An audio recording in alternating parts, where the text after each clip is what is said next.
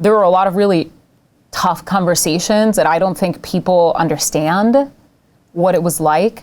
So for me, I'm like an all-in person, and David is like that too. It's like when we do something, we're all in. We're doing it all. But we were like, we have to succeed.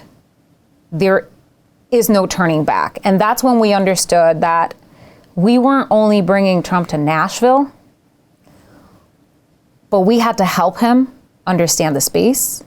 We had to advocate for the space, because if he didn't win, the industry would die in the United States. And everybody that we knew would be out of work. We would be out of work. At this point, I was living in Puerto Rico. So like, this became my job. And so we had to sit down where we're having a very honest conversation of like, we can't fail. This is not an option. If we do, they will come after us. Because you helped Trump, right?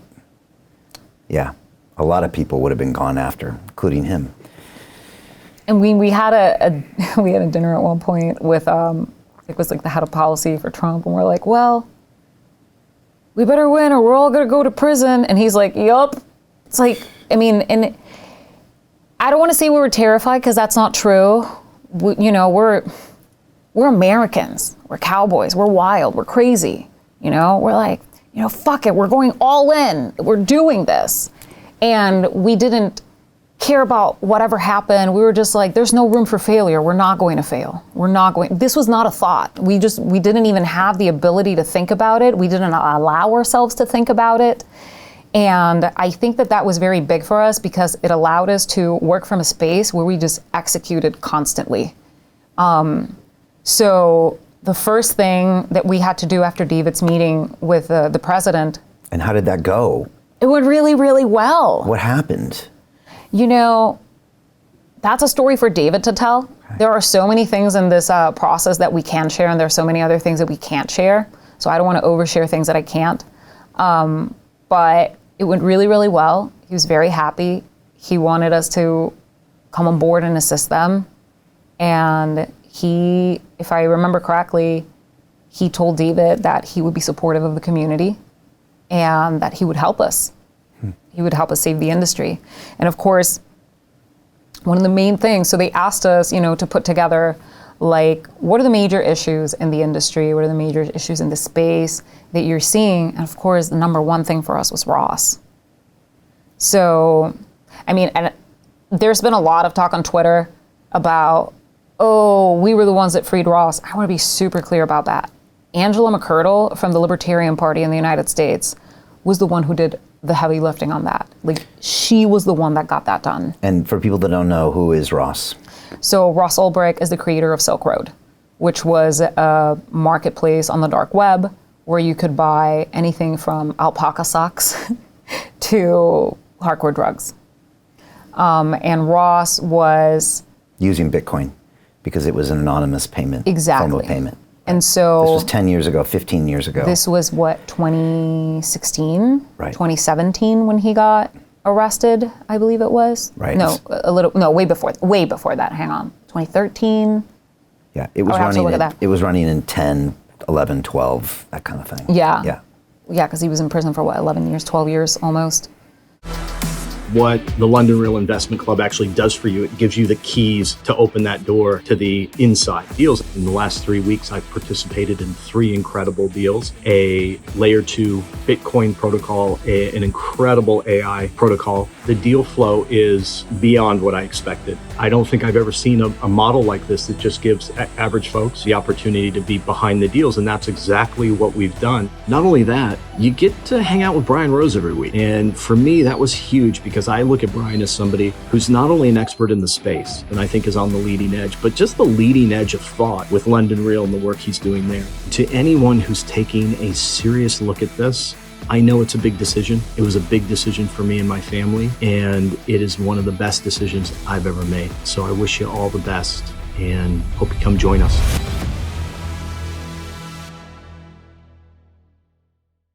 Ross was very important to us. Whatever, as a former prosecutor, yes, Ross did something that was bad, but incarcerating someone at that age for the rest of their life is completely inappropriate. What was he charged with, and then what sentence did he get, just so people know? So he was charged with a number of drug-related crimes, and I would have to look at the charging document because it's been a while since I look at it. Yeah.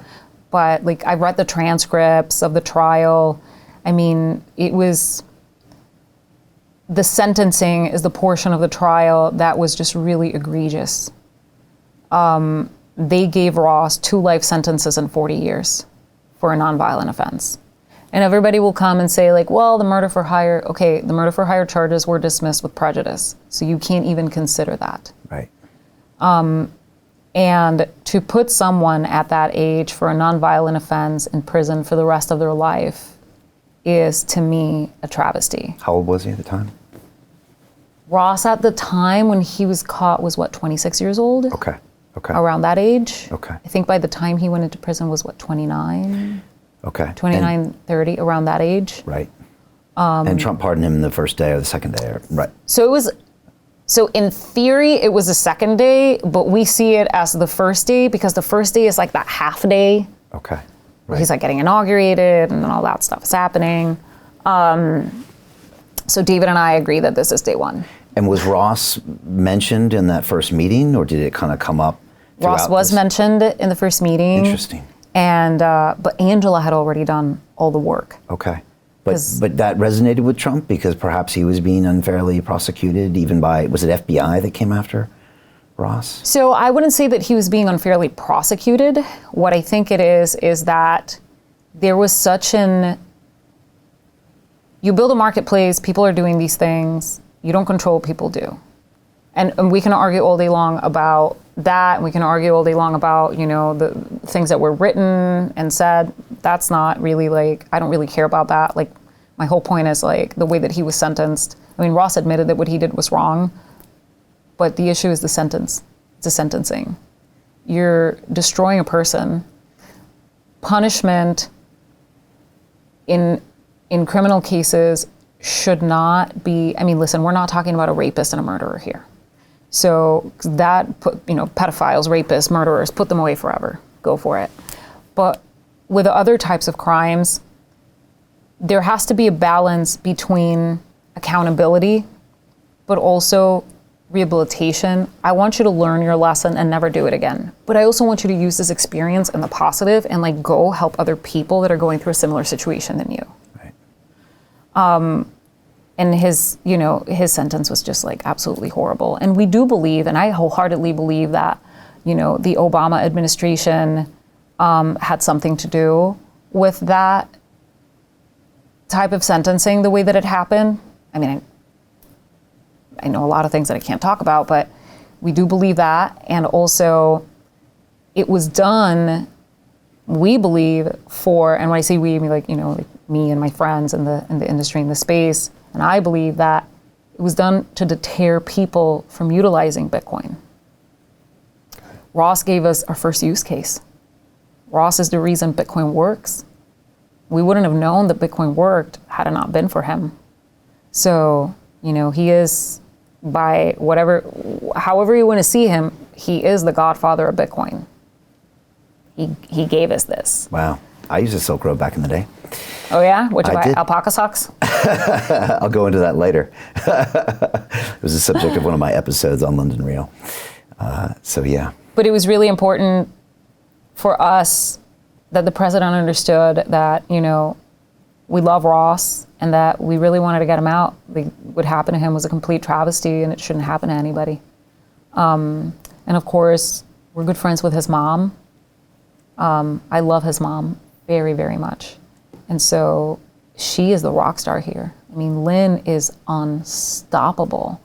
Lynn has spent the last 12 years of her life making sure no one forgets about her son. It's amazing. And only a mother's love, right? Yeah. Can accomplish that. But she did. Hey, I know investing in crypto is scary.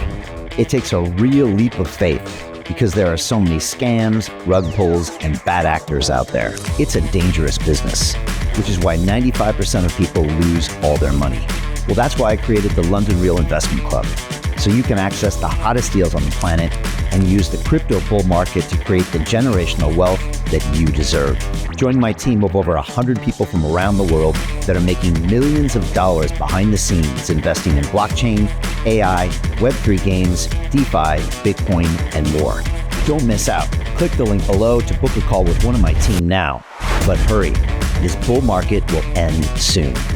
I know investing crypto can be scary. That's why you gotta join the investment club. Pull the trigger. Let's do this.